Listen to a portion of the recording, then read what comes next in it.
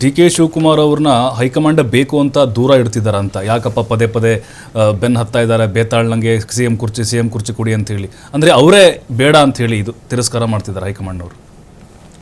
ಪ್ರಭು, ಕಳೆದ 2.5 ವರ್ಷದಿಂದ ನಾವು ಇದೇ ಚಾನಲಲ್ಲಿ ಅನೇಕ ಡಿಬೇಟ್ಗಳು ಮಾಡಿದೆವು. ಹೌದು, ಬರೀ ಕುರ್ಚಿ ಕದನ ಅಥವಾ ಮಹಿಳೆಯರ ಅತ್ಯಾಚಾರ ಅಥವಾ ಗೂಂಡಾಗಿರಿ ಸರ್ಕಾರ ಅಥವಾ ರೌಡಿಸಂ ಸರ್ಕಾರ, ಮೊದಲೆಲ್ಲ ನಾವು ಸರ್ಕಾರಕ್ಕೆ ಬೈತಾ ಇದ್ವು, ಭ್ರಷ್ಟ ಸರ್ಕಾರ. ಇವತ್ತು ಕೂಡ ಅಬಕಾರಿ ಇಲಾಖೆ ಏನಾಯ್ತು?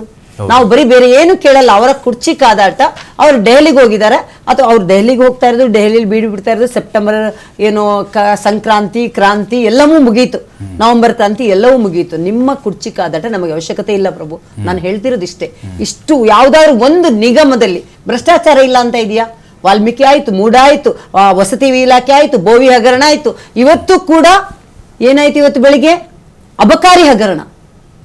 ಯಾರು ಅಬಕಾರಿ ಹಗರಣದಲ್ಲಿ ಆ ಆಡಿಯೋದಲ್ಲಿ ಕ್ಲಿಯರ್ ಆಗಿ ಎವಿಡೆಂಟ್ ಹೇಳ್ತಾರೆ, ನಾವು ಮಿನಿಸ್ಟ್ರಿಗೂ ದುಡ್ಡು ಕೊಡ್ಬೇಕು, ಇನ್ನ ಸಾಕ್ಷಿ ಬೇಕು ಅಂತ ಹೇಳ್ತಾರೆ. ನಾವು ಬರೀ ಇದನ್ನೇ ಮಾತಾಡ್ತಾ ಇರ್ಬೇಕಾ ಪ್ರಭು? ಬೇರೆ ಏನಿಲ್ವಾ? ಬರೀ ಇವ್ರಿಗೆ 130 ಇಷ್ಟು ಮ್ಯಾಂಡೇಟ್ ಕೊಟ್ಟಿದ್ದಾರೆ, ದಿನ ಬರೋದು ನಾವು ಜಗಳ ಆಡೋದು. ನೋಡಿ ನಿಮ್ಮ ಕುರ್ಚಿ ಕದನ. ಇವರು ಡೆಲ್ಲಿಗೆ ಹೋದ್ರು, ಅವರಿಗೆ ಏನು ಕಾಲ್ ಶೀಟ್ ಕೊಟ್ಟಿಲ್ವಾ, ಅಥವಾ ಜಾರ್ಜಿಗೆ ಸಿಕ್ತು, ಇವ್ರಿಗೆ ಸಿಕ್ಕಿಲ್ಲ, ನಮಗ್ ಬೇಡ ಅದು. ನಾನು ಹೇಳ್ತಾ ಇರೋದು, ಬೆಂಗಳೂರು ಆಗ್ಲಿ, ಬೆಂಗಳೂರಿನ ಗುಂಡಿಗಳಲ್ಲಿ 575 ಜನ ಸತ್ರು, ಅವರ ಬಗ್ಗೆ ಇವರಿಗೆ ಅವಶ್ಯಕತೆ ಇಲ್ಲ. ಡಿ ಕೆ ಶಿ ಅವರೇ ಇದಾರಲ್ಲ ಮೇಡಮ್, ಈಗ ಬೆಂಗಳೂರು ನಗರಾಭಿವೃದ್ಧಿ ಅವರೇ ಸಚಿವರು ಇದಾರಲ್ವಾ? ಯಲ್ಲಾಪುರದಲ್ಲಿ ರಂಜಿತಾ ಅನ್ನೋ ಹುಡುಗಿ ಬರ್ಬರ ಕೊಲೆ ಆಯ್ತು. ಏನ್ ಮಾಡಿದ್ರಿ? ಯಾವ್ದಾದ್ರು ತಾರ್ಕಿಕ ಅಂತ್ಯ ಬಂತ? ಇತ್ತೀಚೆಗೆ 2 FIR ಆಗಿ 5 ದಿನ ಕಳೆಯಿತು. ಅರೆಸ್ಟ್ ಮಾಡಕ್ಕೆ ಇವತ್ತು ಸಾಧ್ಯ ಇದೆಯಾ? ಗೃಹ ಸಚಿವರಿಗೆ ಮಾತಾಡಿಸಿದ್ರೆ, ನಿಮ್ಮ ರಿಪೋರ್ಟ್ಗಳು ಮಾತಾಡಿಸಿದಾಗ ಅವ್ರು ಹೇಳ್ತಾರೆ, ಗೊತ್ತಿಲ್ಲ, ನಾನು ಕೇಳಿ ತಿಳ್ಕೊತೀನಿ ಅಂತಾರೆ. ಮೊನ್ನೆ ಇದೇ ಇಲ್ಲಿ ಓಂ ಶಕ್ತಿ ಅವರು ನಡ್ಕೊಂಡು ಹೋಗುವ ಕಲ್ಲು ಹೊಡೆದಿರ ಅಂದ್ರೆ 13-14 ವರ್ಷದ ಮಕ್ಕಳು ಕಲ್ಲು ಹೊಡೆದಿರ್ಬೇಕು ಅಂತಾರೆ.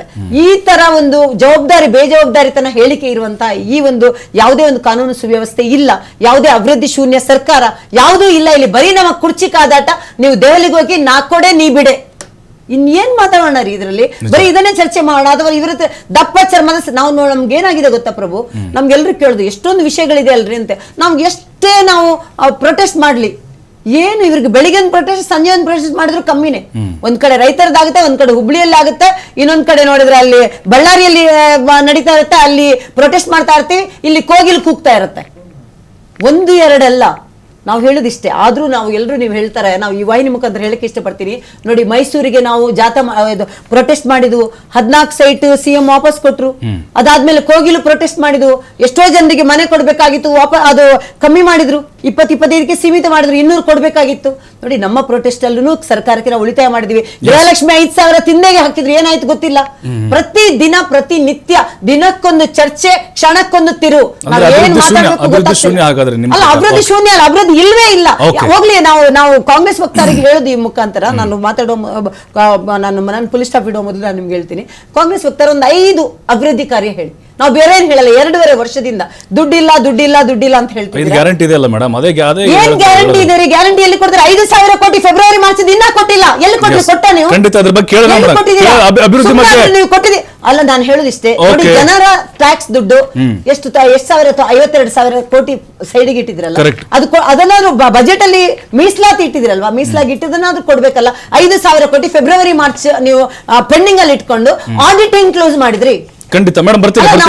ನಾವು ನೋಡಿ ಪ್ರಭು, ಇನ್ನು ನಾವು ಬರ್ಬೇಕಾಗಿಲ್ಲ. ಈ ಸರ್ಕಾರದ ಏನು ವಿಶೇಷತೆ ಏನಂತ ಹೇಳಿದ್ರೆ, ಅವ್ರು ಮಾಡಿರುವ ಹಗರಣಗಳು ಬಿಚ್ಚಿಡಕ್ಕೆ ನಾವು ವಿರೋಧ ಪಕ್ಷ ಬೇಕಾಗಿಲ್ಲ. ಪ್ರತಿಯೊಬ್ಬ ಇವ್ರಿಗೆ ವೋಟ್ ಹಾಕಿರುವ ಮತದಾರರೇ ಇವ್ರ ಹಗರಣ ಹೇಳಕ್ಕಾಗುತ್ತೆ. ಬಾಯ್ ಹಟ್ ಆಗ್ತದೆ ಪ್ರತಿದಿನ ಹೆಡ್ಲೈನ್ಸ್ ಖಂಡಿತ ಒಂದು ಪ್ರಶ್ನೆ ಮಾಡೋಣ ಮೇಡಮ್. ಶಶಿಧರ್ ಸರ್, ಈಗ ಡಿ ಕೆ ಶಿವರು ಎಲ್ಲೂ ಕೂಡ ಬಾಯ್ ಬಿಟ್ಟು ಹೇಳ್ತಾ ಇಲ್ಲ ಫಲಾಫಲ ಏನು ಅಲ್ಲಿ ಭಗವಂತ ಕೊಟ್ಟಿದ್ದಾನೆ ಡೆಲ್ಲಿಯಿಂದ ಅಂತ ಹೇಳಿ. ಬಟ್ ಈ ಮುಖದಲ್ಲಿ ಕಾಣಿಸ್ತಾ ಇದೆ, ಆ ಕಳೆ ಕಾಣಿಸ್ತಾ ಇದೆ. ನಿಮ್ಗೆ ಅದು ಹಂಗೆ ಫೀಲ್ ಆಗ್ತಿದೆಯಾ ಡೆಲ್ಲಿ ಭೇಟಿ ಆದ್ಮೇಲೆ ಅಥವಾ ಮೈಸೂರಿಗೆ ಭೇಟಿ ಆದ್ಮೇಲೆ? ನೋಡಿ, ಸ್ವಿಸ್ ಡಾವೋಸ್ಗೆ ಹೋಗ್ಬೇಕಾರ್ತಕ್ಕಂಥವ್ರು ಸಡನ್ ಆಗಿ ಅದನ್ನು ಮೊಟಕುಗೊಳಿಸಿ ದೆಹಲಿಯಲ್ಲಿ ಬಿಡಾರ ಹೂಡಿದ್ದಾರೆ ಅಂದ್ರೆ ಇಲ್ಲೇನೋ ದೊಡ್ಡ ಮಟ್ಟದ ರಾಜಕೀಯ ಚರ್ಚೆಗಳು ನಡೀತಾ ಇದಾವೆ ಅಂತಾನೆ ಅರ್ಥ. ಮತ್ತೆ ನಿನ್ನೆ ಅವರು ಮಾತಾಡಿದ ರೀತಿ ನಮಗೂ ಹಾಗೆ ಅನಿಸ್ತಾ ಇದೆ, ಏನಾದ್ರೂ ಸಂಕೇತ ಕೊಟ್ಟಿರ್ಬೋದು. ಆಫ್ಟರ್ ಬಜೆಟ್ ಅವ್ರಿಗೆ ಸಿಗುವಂತ ಚಾನ್ಸಸ್ ಇದೆ. ನಾವು ಮೊದಲಿಂದಾನೇ ಹೇಳ್ಕೊಂಡ್ ಬರ್ತಾ ಇದ್ದೀನಿ, 30 ಅವ್ರಿಗೆ ಕಡಾಖಂಡಿತವಾಗಿ ಆಗಿದೆ.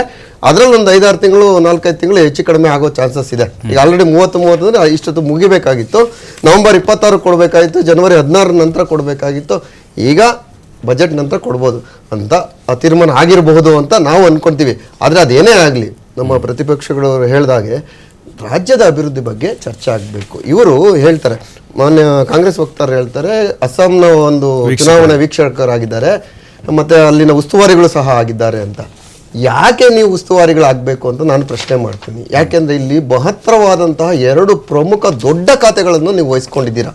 ಒಂದು ನೀರಾವರಿ ಖಾತೆ, ಈ ರಾಜ್ಯದ ಬೆನ್ನೆಲುಬಾಗಿರ್ತಕ್ಕಂಥ, ರೈತರ ಬೆನ್ನೆಲುಬಾಗಿರ್ತಕ್ಕಂಥ ನೀರಾವರಿ ಯೋಜನೆಗಳನ್ನ ಮಾಡಬೇಕಾದ್ರೆ ಪ್ರಚಾರಕ್ಕೆ ಹೋಗೋದು ಬೇರೆ. ಉಸ್ತುವಾರಿಗೆ ಹೋಗಿ ಒಬ್ಬ ಉಸ್ತುವಾರಿಯನ್ನು ಹಾಕಿದ ಮೇಲೆ 6 ತಿಂಗಳಲ್ಲಿ ಕುತ್ಕೋಬೇಕಾಗುತ್ತೆ, ಎಲೆಕ್ಷನ್ ಮಾಡ್ಬೇಕಾಗುತ್ತೆ, ಫಂಡ್ ರೈಸಿಂಗ್ ಮಾಡ್ಬೇಕಾಗುತ್ತೆ, ಅಲ್ಲಿ ಕ್ಯಾಂಡಿಡೇಟ್ ನ ಸ್ಕ್ರೂಟನಿಂಗ್ ಮಾಡ್ಬೇಕಾಗುತ್ತೆ, ಅದನ್ನೆಲ್ಲ ಚರ್ಚೆಗಳಾಗಬೇಕಾಗುತ್ತೆ. ನೀವು ಮಹತ್ತರವಾದ ಖಾತೆಗಳು ಉತ್ಕೊಂಡಿದ್ದೀರಾ ಸ್ವಾಮಿ. ಬೆಂಗಳೂರು ಇವತ್ತು ಕಸದ ತೊಟ್ಟಿಯಾಗಿ ನರಳ್ತಾ ಇದೆ, ರಸ್ತೆ ಗುಂಡಿಗಳಾಗಿ ಸೊರಗ್ತಾ ಇದೆ. ಆದ್ರೆ ನೀವು ಅದ್ರ ಬಗ್ಗೆ ಯೋಚನೆ ಮಾಡ್ಬೇಕಲ್ವಾ? ಬೇರೆಯವ್ರು ಕೊಡಿ, ಹರಿಪ್ರಸಾದ್ ಅವರು ಸುಮ್ಮನೆ ಇದ್ದಾರೆ, ಅವರು ಕೊಡಿ. ಬೇರೆಯವರು ರಾಜ್ಯಸಭಾ ಮೆಂಬರ್ಗಳಿದ್ದಾರೆ, ಅವರು ಉಸ್ತುವಾರಿಗಳನ್ನು ಕೊಡಿ. ನೀವೇ ಯಾಕಬೇಕು? ನೀವು ಸಿಎಂಗೋಸ್ಕರ ಕಿತ್ತಾಡ್ತಿದ್ರೆ ಓಕೆ, ನೀವು ಸಿಎಂ ಆಗ್ರಿ, ರಾಜ್ಯವನ್ನು ಮುಂದುವರಿಸಿ. ಆದ್ರೆ ನೀವು ಉಸ್ತುವಾರಿಗಳಾಗಿ ಹೋಗೋದು, ಇಂತಹ ಖಾತೆಗಳು ಉತ್ಕೊಂಡು ನೀವು ಹೇಗೆ ಹೋಗ್ತೀರಾ? ಮೇಕೆದಾಟು ಏನಾಯ್ತು? ನೀವ್ ಹೇಳಿದ್ರಲ್ಲ, ನೀರಿಗಾಗಿ ನಾವು ಅಂತ ನಡ್ಕೊಂಡ್ ಬಂದ್ರಲ್ಲ, ಏನಾಯ್ತು? 2.5 ವರ್ಷ ಆಯ್ತು. ಮೋದಿ ಅವ್ರಿಗೆ ಜೊತೆಗೆ ನೀವು ಸುಪ್ರೀಂ ಕೋರ್ಟ್ ನಲ್ಲಿ ಗೆಲುವಾಗಿದೆ ಅಂತ ಹೇಳ್ತಿದಾರಲ್ಲ ಸರ್. ಈಗ ಕಾರ್ಯಕ್ರಮ ತೋರಿಸ್ಬೇಕಲ್ವಾ?